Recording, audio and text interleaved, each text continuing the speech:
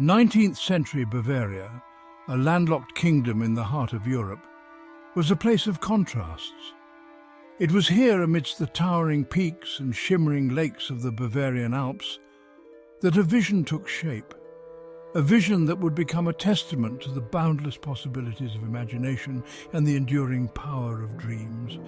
This vision, born in the mind of a king, would find its embodiment in a castle unlike any other Neuschwanstein.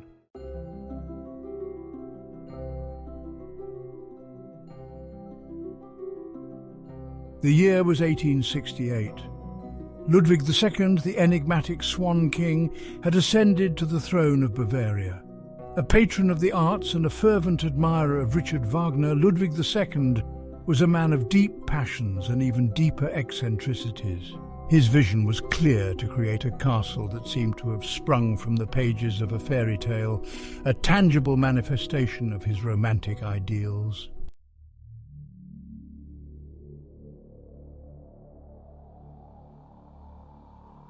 The site chosen for this extraordinary endeavour was a rugged promontory overlooking the picturesque Hohenschwangau Valley.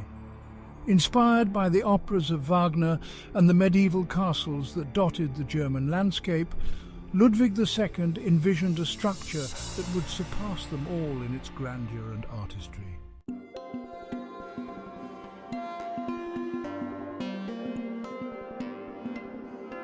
To bring his audacious vision to life, Ludwig II enlisted the talents of a gifted architect, Eduard Riedel. While Riedel had a background in theatre set design rather than traditional architecture, the king saw in him a kindred spirit. Together they embarked on a creative journey, their imaginations fueled by shared dreams. Riedel embraced the challenge of creating a lasting monument, a physical embodiment of the king's inner world. He pored over medieval manuscripts, sketching and revising plans under Ludwig's watchful eye. The collaboration between monarch and architect was not without its tensions, as Ludwig often demanded revisions that pushed the boundaries of what was technically feasible.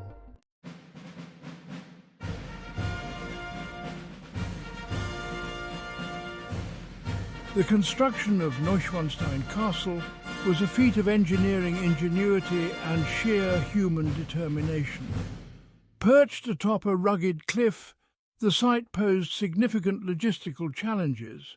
Materials had to be hauled up steep mountain paths, and an elaborate system of scaffolding was erected to support the castle's soaring towers and intricate facades. Hundreds of workers toiled tirelessly, their hammers and chisels ringing out across the valley. The transportation of materials to such a remote location was a logistical nightmare.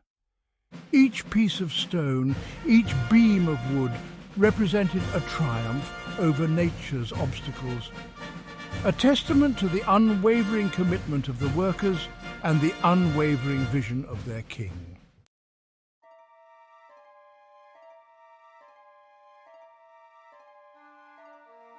Rising from the rocky crag like enchanted sentinels, Neuschwanstein's towers are its most defining feature. Each tower, a masterpiece of medieval-inspired design, tells a story, its silhouette a whimsical blend of Romanesque solidity and Gothic grace.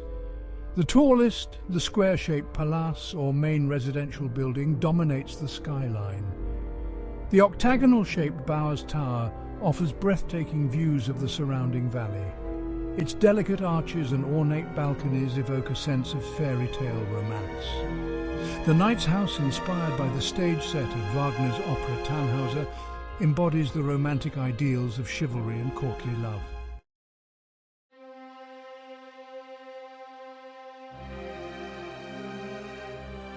The exterior of Neuschwanstein Castle is a symphony in stone, a testament to the artistry of the countless craftsmen who transformed raw materials into works of breathtaking beauty. Every surface, from the soaring towers to the delicate arches, is adorned with intricate carvings, sculptures, and decorative elements. The castle's limestone facade glows with an ethereal luminescence, its whiteness accentuated by the play of light and shadow. Delicate tracery, inspired by Gothic cathedrals, adorns the windows, framing breathtaking views of the surrounding landscape. Sculptures of mythical creatures, saints and figures from Wagnerian operas peer down from the eaves. The effect is both overwhelming and enchanting, a testament to the transformative power of art and the boundless possibilities of human creativity.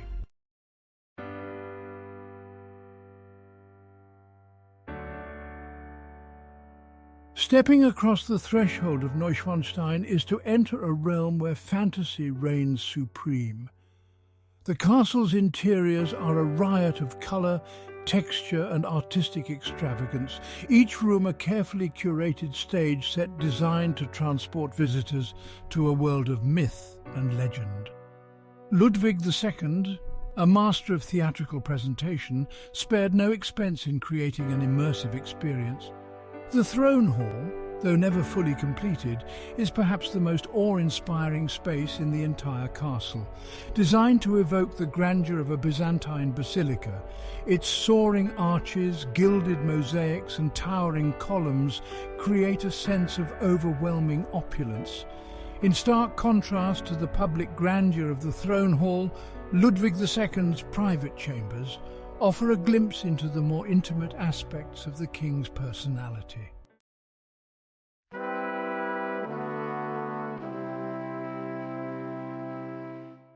Throughout Neuschwanstein, sunlight streams through vibrant stained glass windows, transforming the castle's interiors into kaleidoscopes of colour and light.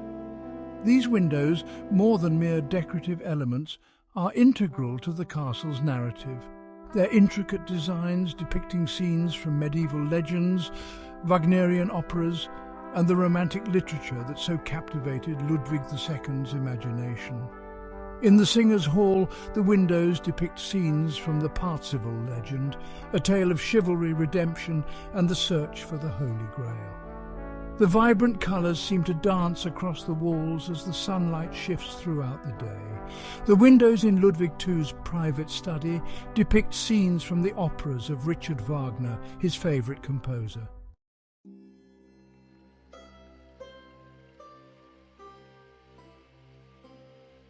The swan, a creature of grace, beauty and mystery, holds a prominent place in mythology and folklore. For Ludwig II, the swan held a particular significance, becoming a recurring motif throughout Neuschwanstein. The swan motif reflects the king's deep-seated artistic aspirations and his identification with the legendary Swan Knight. In the castle's courtyard, a fountain gushes forth from the beak of a majestic bronze swan. Inside, swan imagery abounds, from the swan-shaped faucets in the king's bathroom to the intricately carved swans adorning the furniture and wall panelling. The swan motif reaches its zenith in the throne hall, where two massive frescoes depict scenes from the Lohengrin legend.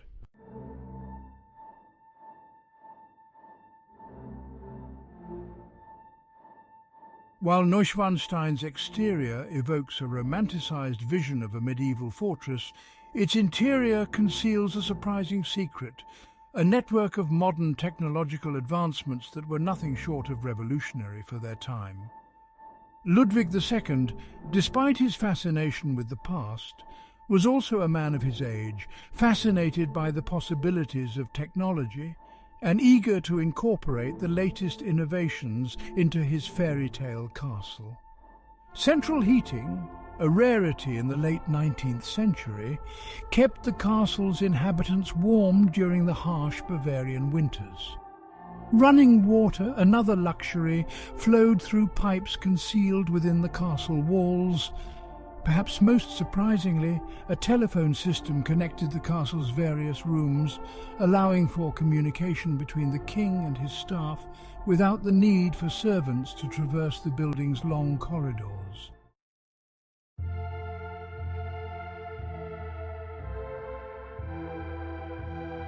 As the walls of Neuschwanstein rose higher, so too did the walls of isolation that surrounded Ludwig II.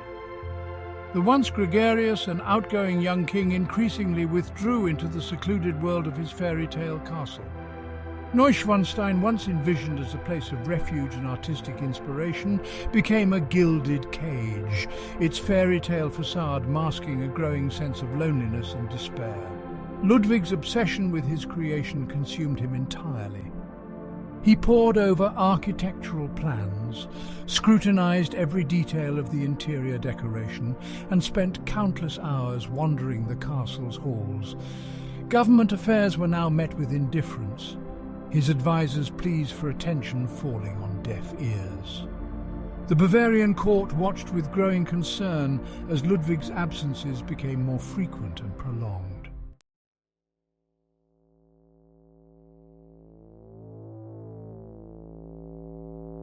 The more Ludwig withdrew into the secluded world of Neuschwanstein, the more the outside world speculated about his mental state. His eccentricities, once dismissed as harmless quirks of a romantic soul, were now viewed through a darker lens. The magnificent castle, once a symbol of artistic vision, became a lightning rod for criticism.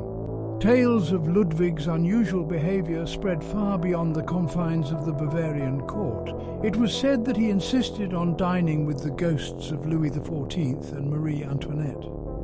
His fascination with the operas of Richard Wagner bordered on the obsessive, with the king often staging private performances in the middle of the night. Whispers of madness followed Ludwig wherever he went, or rather didn't go, transforming the once beloved monarch into a tragic figure consumed by his own fantasies.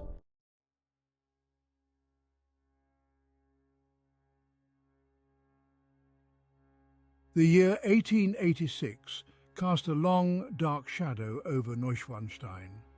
The rumours and speculations that had dogged Ludwig for years reached a fever pitch, culminating in a series of events that would seal the king's fate and plunge Bavaria into a state of shock and disbelief.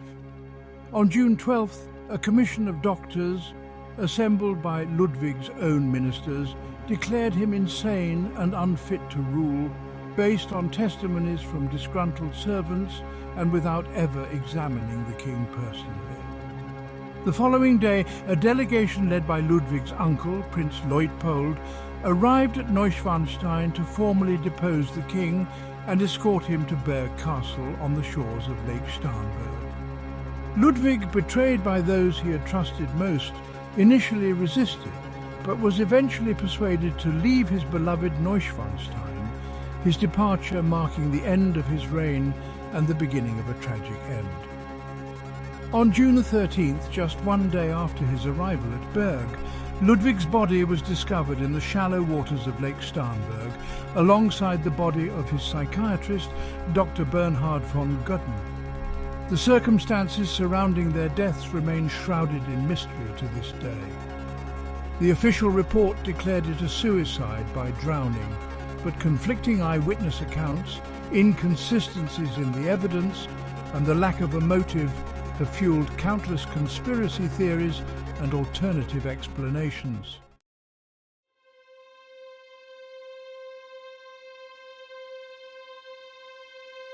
At the time of Ludwig II's death, Neuschwanstein stood as a poignant testament to his grand vision and tragic downfall. The castle, though far from complete, was a marvel of architectural imagination and artistic craftsmanship. Yet the unfinished rooms, the empty spaces where grand staircases and opulent chambers were meant to be, served as a haunting reminder of the king's unrealized dreams. The throne hall, its soaring arches and gilded mosaics designed to evoke the splendor of Byzantium, remained without its intended centerpiece, the king's throne. The Singers' Hall, inspired by the Wartburg of medieval legend, stood silent, its acoustics untested by the voices of minstrels and the melodies of Wagnerian opera. Throughout the castle, scaffolding still clung to the exterior walls, a testament to the ongoing construction that had been abruptly halted. Neuschwanstein, conceived as a fairy tale castle, ended up as a tragic monument to a king who sought refuge in a world of his own creation. The Unfinished Symphony in stone stood as a silent witness to Ludwig II's artistic brilliance, his unwavering pursuit of beauty, and the tragic consequences of his isolation and despair. The castle, forever linked to the life and death of its enigmatic creator, would become a place of pilgrimage for those seeking to unravel the mysteries of the Swan King and to lose themselves in the haunting beauty of his unfinished masterpiece.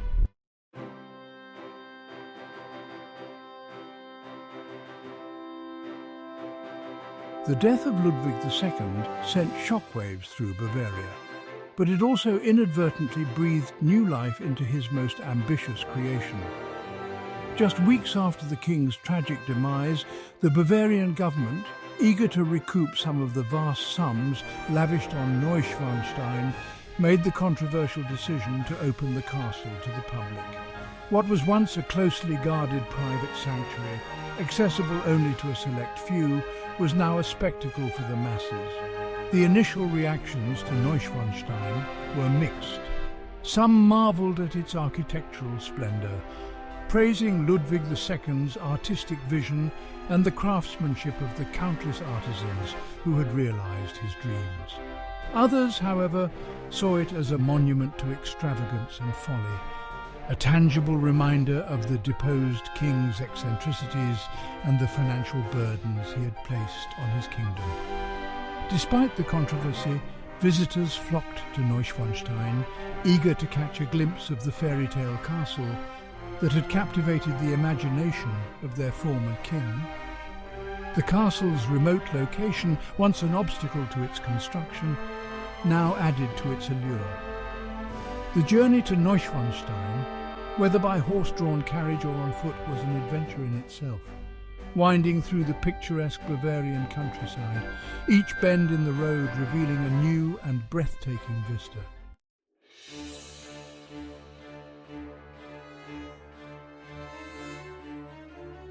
As the 20th century dawned, casting a long shadow over Europe, Neuschwanstein, the fairy tale castle perched high atop its Bavarian mountain, found itself at the heart of a very real and very different kind of drama.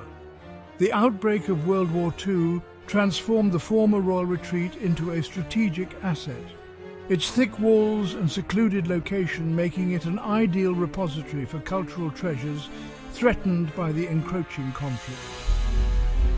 The Nazi regime, notorious for its systematic looting of art and artifacts from across occupied Europe, recognized Neuschwanstein's potential as a hiding place for their ill-gotten gains. Crates filled with priceless paintings, sculptures and tapestries, stolen from museums and private collections across the continent, were secretly transported to the castle, their contents hidden away in its cavernous rooms and subterranean vaults. Neuschwanstein, once a symbol of romantic idealism, had become a repository for stolen heritage, its fairy tale facade masking a darker reality. As the war raged on, and the tide began to turn against the Nazi regime, the fate of Neuschwanstein and its hidden treasures hung precariously in the balance. Allied forces, aware of the castle's use as a storage depot for stolen art, were determined to capture it intact, eager to prevent its destruction and to recover the looted cultural heritage it concealed. In the final days of the war, as German resistance crumbled, a small group of German soldiers and local residents risked their lives to protect Neuschwanstein from potential demolition by retreating SS troops.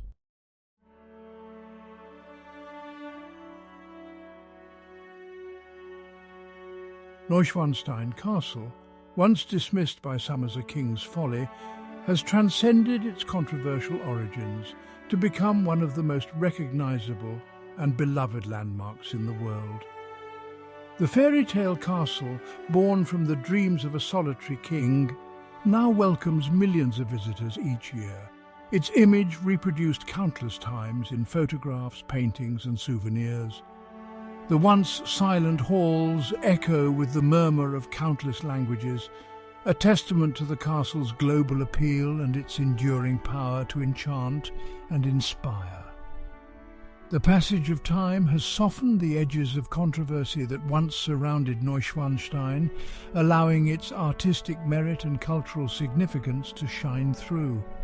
What was once seen as extravagance is now recognized as a testament to the transformative power of imagination and the enduring allure of beauty.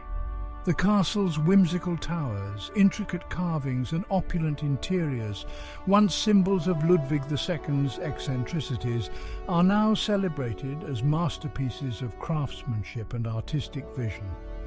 Neuschwanstein's legacy extends far beyond its physical presence on its Bavarian mountaintop.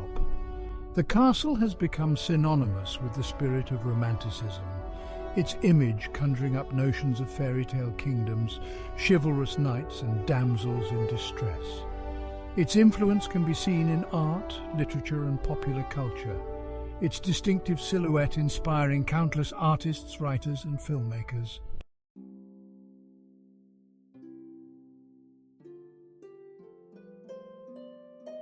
Neuschwanstein's fairy tale aesthetic has proven remarkably adaptable to the modern world, its image finding its way into unexpected corners of popular culture. Walt Disney, himself a master of fantasy and imagination, drew inspiration from the castle for his iconic Sleeping Beauty castle, transforming Ludwig II's vision into a globally recognized symbol of magic and dreams. In film, Neuschwanstein has served as a backdrop for countless productions, from historical dramas to fantasy epics, its imposing presence lending an air of grandeur and otherworldly beauty to the silver screen. The castle's influence extends beyond the realm of visual media. In literature, Neuschwanstein has inspired countless novels, poems and works of historical fiction, its walls whispering tales of love, loss and the enduring power of dreams. Musicians too have found inspiration in the castle's romantic aura, its image gracing album covers and its story inspiring songs and symphonies. Neuschwanstein's transformation from a private retreat into a global icon is a testament to the enduring power of imagination and the human need for beauty and wonder. In a world often dominated by practicality and technological advancement, the fairy tale castle stands as a reminder of the importance of dreams, the allure of the past, and the transcendent power